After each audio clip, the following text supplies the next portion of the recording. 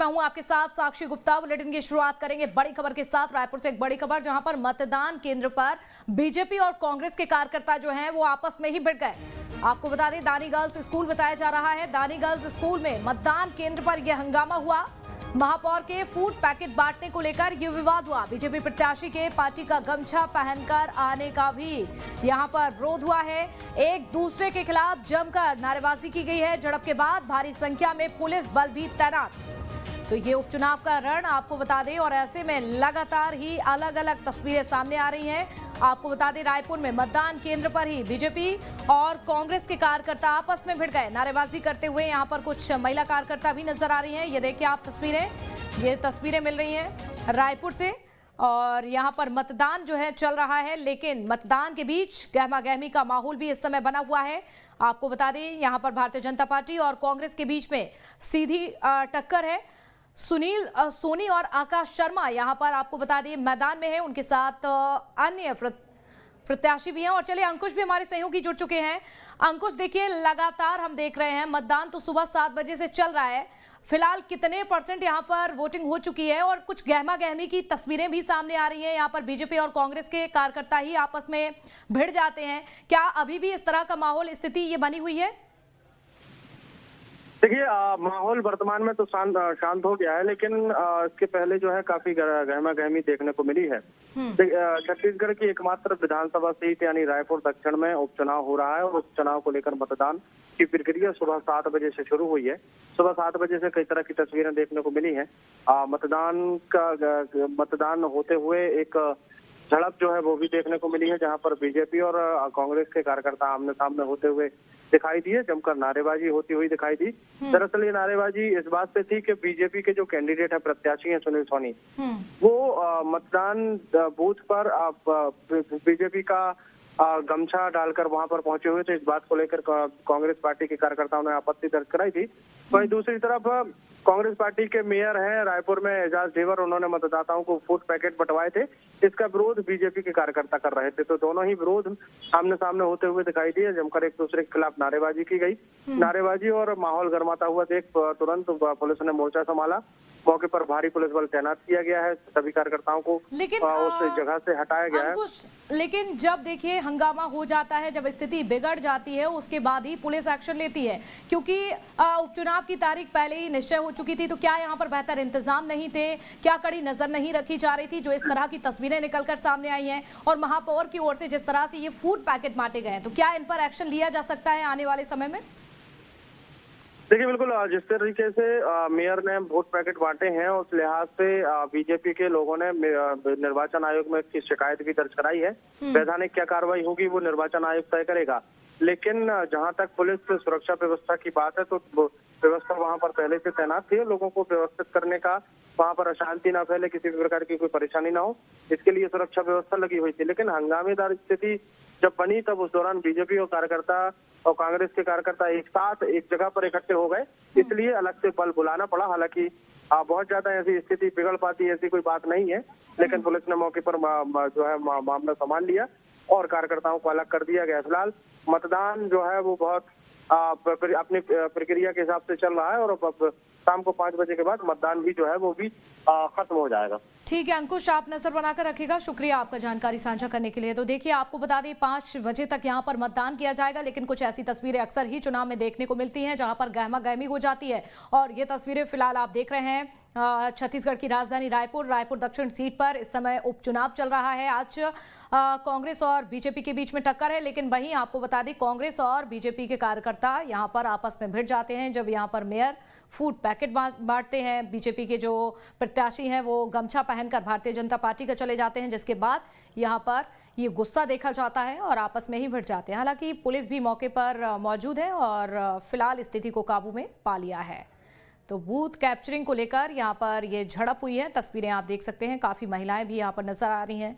Polling booth की ये तस्वीरें आपके सामने हैं, जिस दौरान ये गहमा गहमी का माहौल हुआ।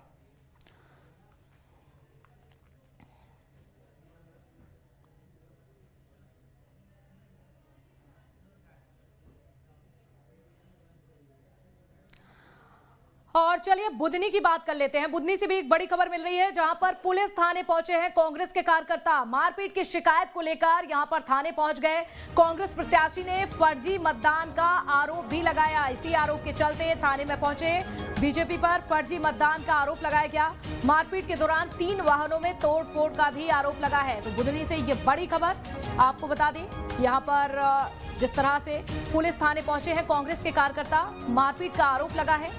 बुधनी से ये बड़ी जानकारी मिल रही है। तो बुधनी सीट पर उपचुनाव चल रहा है, मतदान यहां पर चल रहा है, लेकिन इसी बीच कुछ ऐसी तस्वीरें सामने आई हैं। पुलिस थाने अचानक से कांग्रेस के कार्यकर्ता पहुंच जाते हैं। ये बड़ी खबर। रमाकांत भार्गव यहां आपको बता दें, जिस तरह से मैदान में हैं, उनके सामने राजकुमार पटेल, डॉक्टर राजकुमार पटेल कांग्रेस से प्रत्याशी हैं। और इस दौरान आपको बता दें, गहमा गहमी का माहौल इस समय बुधनी में बना हुआ है। विधानसभा क्षेत्र के शाहगंज इलाके में विवाद की स्थिति पैदा हो गई है। कांग्रेस कार्यकर्ताओं ने आरोप लगाया है कि बीजेपी के लोग बिना आईडी कार्ड देखे वोट डलवा रहे हैं और इसकी शिकायत को लेकर कांग्रेसी कार्यकर्ता सारे इकट्ठे हुए। कांग्रेस के प्रत्याशी राजकुमार पटेल भी शाहगंज थाना में मौजूद है और यहां पर पहुंच गए हैं। और भीड़ का जमावड़ा देखते हुए जो विशेष सशस्त्र बल भी यहाँ पर अचानक आ गया है और भीड़ को तितर बितर करने की कोशिश शुरू कर दी है। और यहाँ पर कोई अप्रिय स्थिति ना हो, जमावड़ा ना हो और कोई अप्रिय स्थिति पैदा ना हो जाए, इसको देखते हुए ये कोशिश की जा रही है।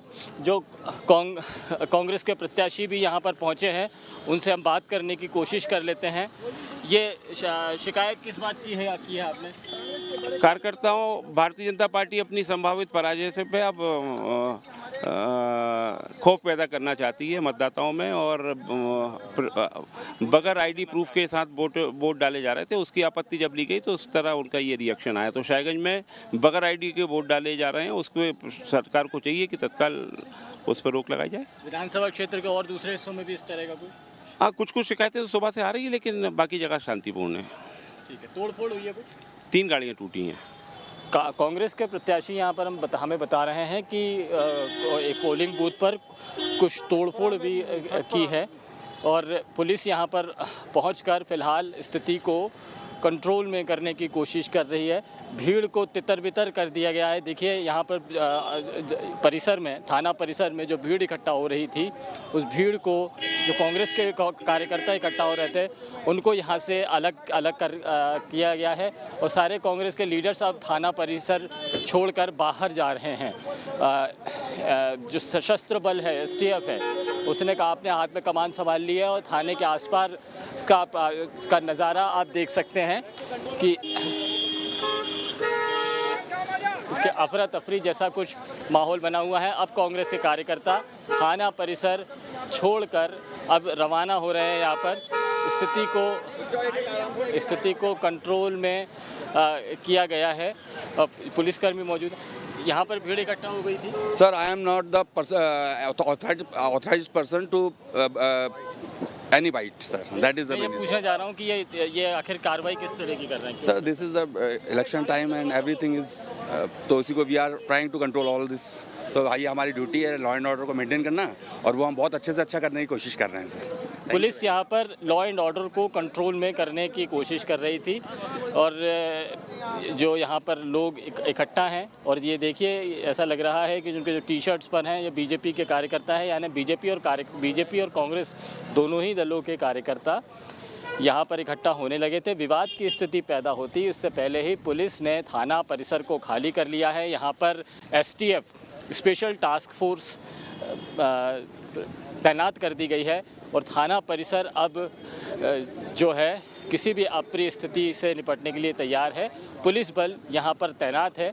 लेकिन बुधनी में सुबह से छिटपुट खबरें आ रही थी, विवाद की कोई बड़ी स्थिति नहीं थी, लेकिन ये इस घटना के बाद में बुधनी में भी उपचुनाव अब गर्म होता नज़र आ रहा है। वीडियो जर्नलिस्ट अभय के साथ संदीप हमरकर, न्यूज़ स्टेट, बुधनी।